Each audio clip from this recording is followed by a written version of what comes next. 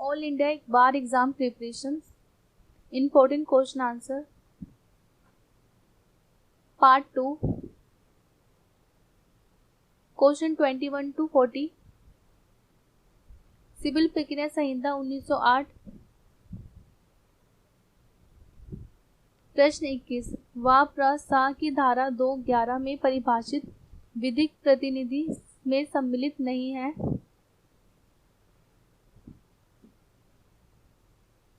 आ प्राकृतिक वारिस, बा वसीयतदार जो मृतक की संपदा का केवल एक भाग अभिप्राप्त करता है, सा वादग्रस्त संपत्ति का आदाता, दा व्यक्ति जो ना तो विधिक वारिस है और ना ही मृतक की संपदा में दखलंदाजी करता है।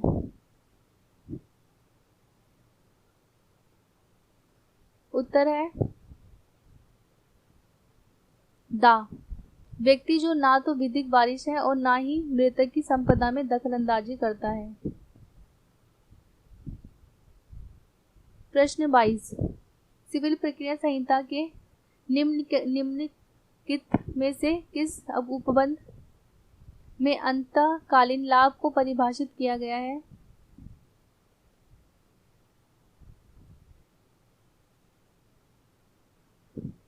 आ धारा 2.4, बा धारा 2.8, सा धारा 2.12, दा धारा 2.14।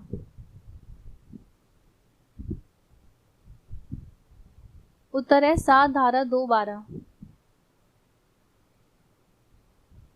प्रश्न 23 अंतरकालीन लाभ प्रदान करने के आधार हैं।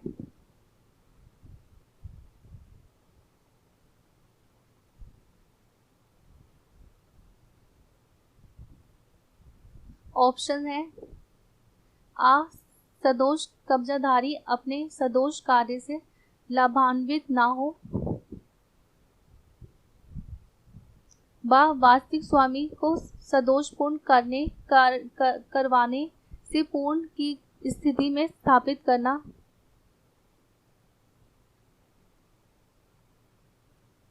सा वास्तविक स्वामी यदि कब्जे में रहता तो संपत्ति का उपयोग किस प्रकार करता है।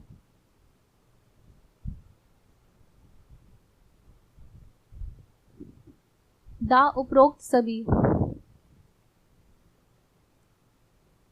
उत्तर है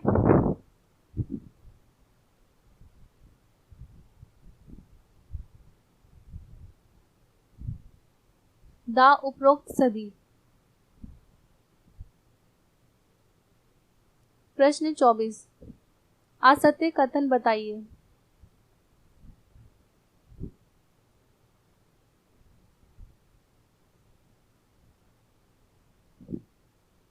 आ अंतरकालीन लाभ चल एवं अचल संपत्ति के संबंध में उत्पन्न होता है।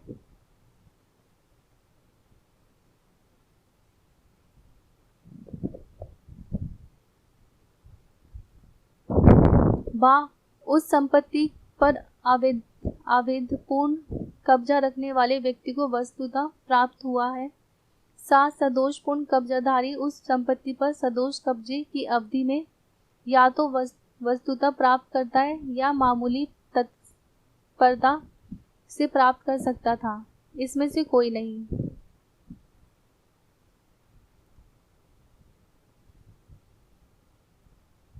उत्तर है आ अंतरकालीन लाभ चल एवं अचल संपत्ति के संबंध में उत्पन्न होता है।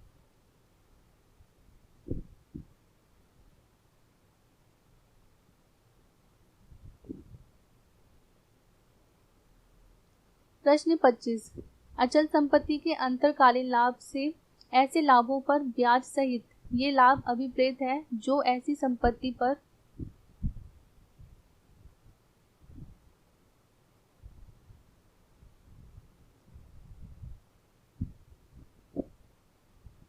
ऑप्शन है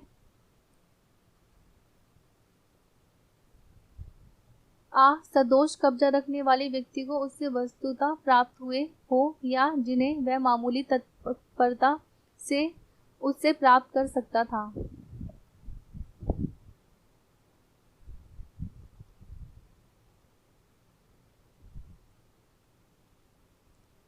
बा सदोष कब्जा रखने वाले व्यक्ति द्वारा की गई अभिवृत्तियों के कारण हुए लाभ। सा उपरोक्त दोनों। दा या तो आ या बा।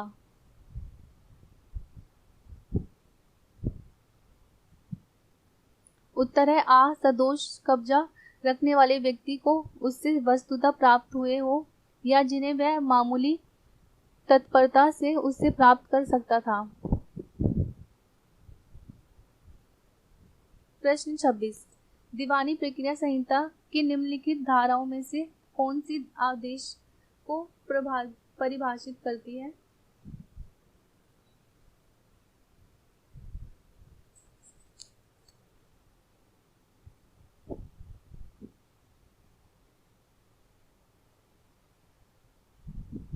आ धारा 2(2), बा धारा 2(9), सा धारा 2(14), दा धारा 2(15). उत्तर है सा धारा 2(14). प्रश्न 27। सीपीसी की धारा 2(14) के अंतर्गत आदेश से अभिप्रेत है।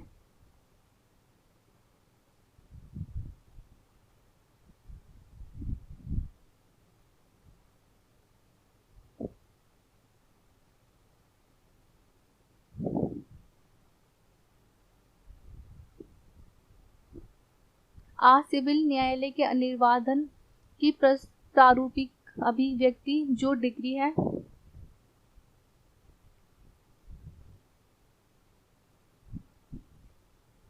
बा सिविल न्यायालय के निर्णय को औपचारिक अभिव्यक्ति जो डिग्री नहीं है। सा ऐसे निर्णय जिसके विस्तृत अपील का प्रावधान नहीं है। दा उपरोक्त सभी। उत्तर है बा सिविल न्यायालय के निर्णय की औपचारिक अभिव्यक्ति जो डिग्री नहीं है। प्रश्न 28। दीवानी प्रक्रिया संहिता की निम्नलिखित धाराओं में से कौन सी दीवानी न्यायालय के क्षेत्राधिकार से संबंधित है?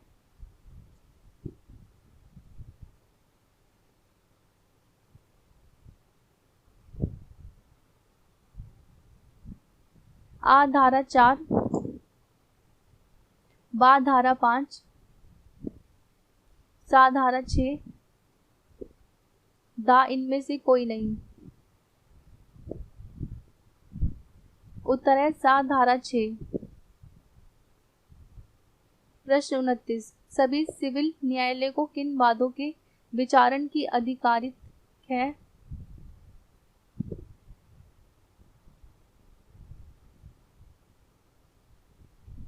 आ सिविल प्रक्रिया की सभी वाद, बा सभी सिविल प्रक्रिया के वाद सिवाय जिनमें संज्ञान लेने पर अभिव्यक्त रोक नहीं सकता।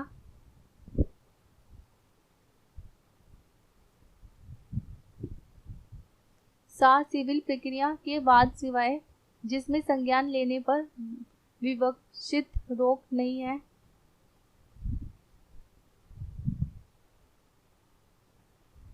दा उन वादों के अलावा जिनका संज्ञान अभिव्यक्त या विवक्षित रूप से वर्जित है सभी सिविल प्रक्रिया के वाद।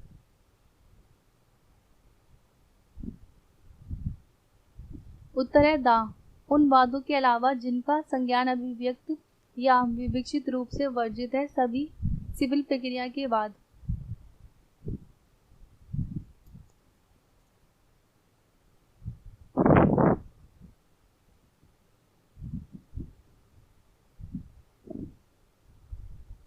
प्रश्न 30। सिविल प्रक्रिया संहिता की किस धारा में सिविल प्रकृति का दावा संबंधित उपबंध किया गया है?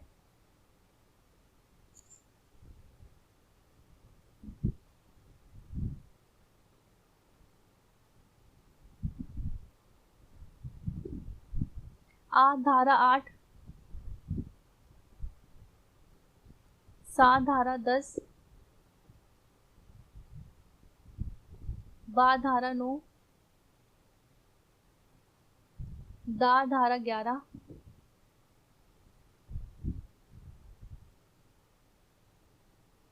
उत्तर है बा धारा 9। प्रश्न 31, निम्नलिखित में से कौन सा सिविल वाद नहीं है?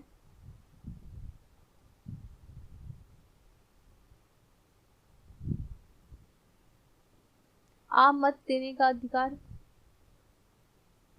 सा किराए संबंधी वाद, बा विवाह विच्छेद संबंधी अधिकार, दा राजनीति संबंधी अधिकार वाद, उत्तर है दा राजनीति संबंधी वाद।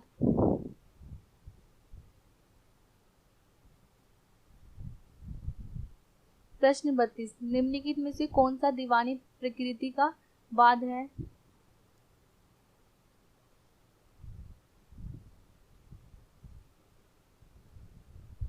आ अपकृत्य की दशा में क्षतिपूर्ण का वाद, बा घोषणा संबंधी याद, सा लेखा के लिए वाद,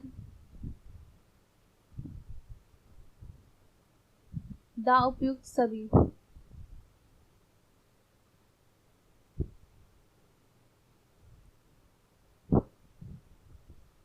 उत्तर है दा उपयुक्त सभी।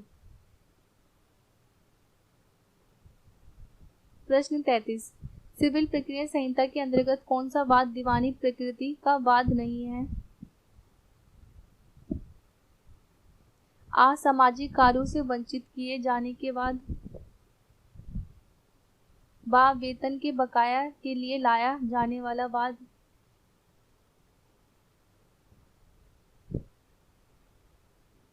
सा मृतक को दफनाए जाने के अधिकार संबंधी वाद, दा दाम्पत्य अधिकार के पुनर्स्थापना के लिए वाद,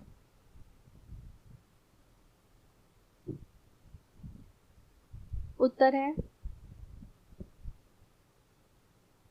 आ सामाजिक कार्यों से वंचित किए जाने के लिए वाद।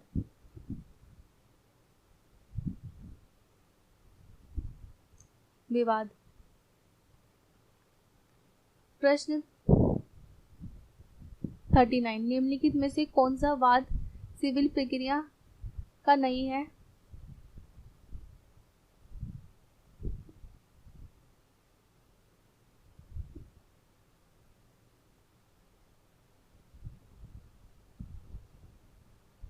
आ किसी निर्वाचन को आवेदन घोषित करने का वाद,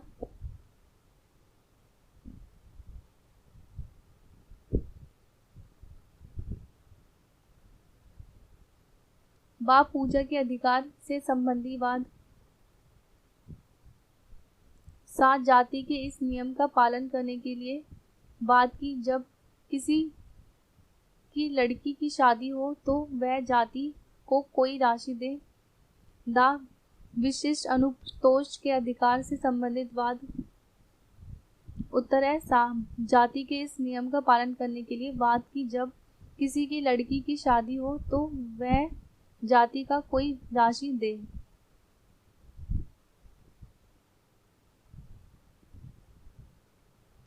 प्रश्न 35, उषाबेन बनाम भाग्यलक्ष्मी चित्र मंदिर AIR 1978 वाद का वाद दीवानी प्रक्रिया संहिता की किस धारा से संबंधित वाद है?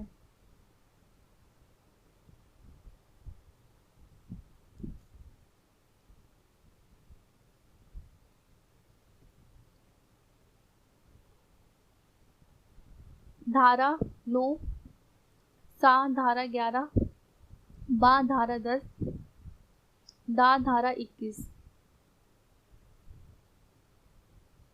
उत्तर है आ धारा 9। प्रश्न 36, निम्नलिखित में से कौन सा व्यवहार प्रकृति का वाद नहीं है?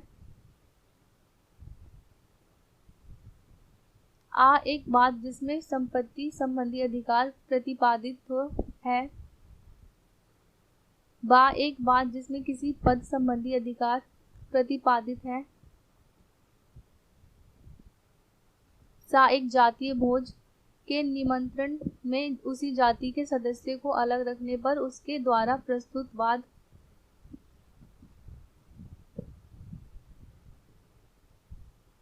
दा जाति के सदस्य को जाति के निष्कासित करने पर उसके द्वारा प्रस्तुत वाद।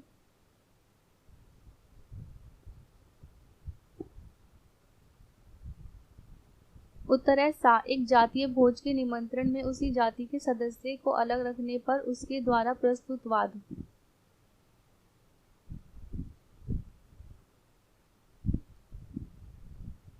प्रश्न 37 निम्नांकित में से किस रिट के मामले में पाषाण्य का सिद्धांत लागू नहीं होता है?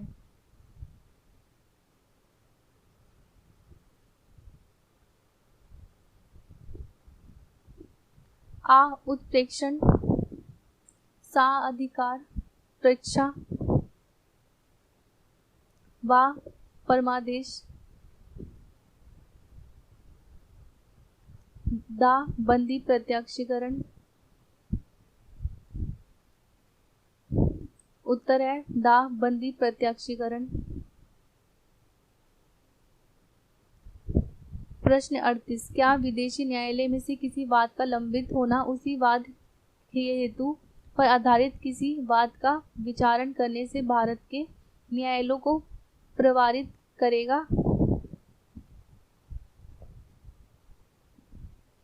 आ हाँ, बा नहीं, सा वाद की प्रकृति पर निर्भर करेगा, दा वाद के मूल्यांकन पर निष्कर्ष निकालना होगा।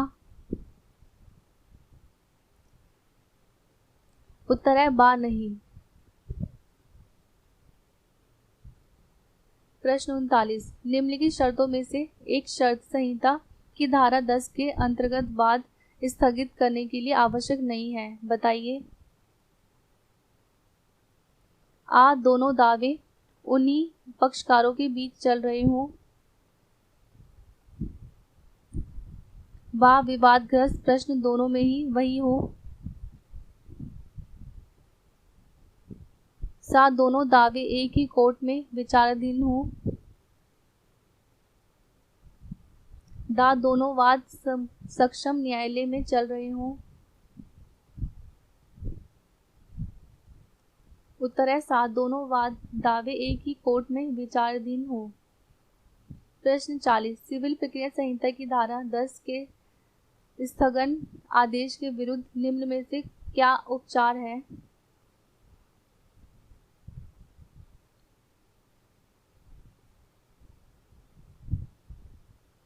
आ पुनरीक्षण कर, बा पुनर्विलोचन का, सा अपील का, दा पुनरीक्षण एवं अपील दोनों का। उत्तर है आ